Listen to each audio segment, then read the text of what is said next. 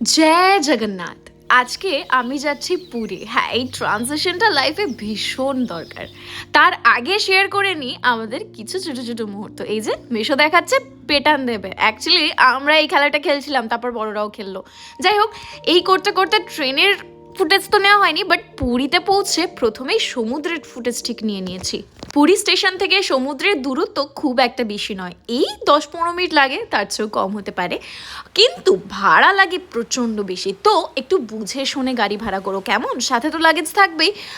আর এইটা হচ্ছে মেন সমুদ্র। পুরীতে আমাদের ফেভারিট বিচ ছিল স্বর্গদ্বার, আর এখানেই নিয়েছিলাম আমরা হোটেল, এবং এখানেই থাকছিলাম। প্রথম দিনই স্নান করা কি করে মিস করতে পারি, সমুদ্র দেখেই মনটা একেবারে আনচান করে উঠেছিল, কিন্তু পেয়েছিল খিদে, কি করব, তাই খাবার টেস্ট করতে চলে আসলাম।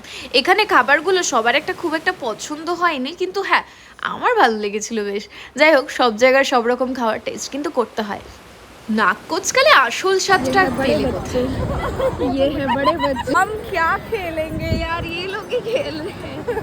ये लोग खेल रहे हैं तो हम लोग क्या खेलेंगे। ये देखो किस पे डालेंगे। जय जगन्नाथ।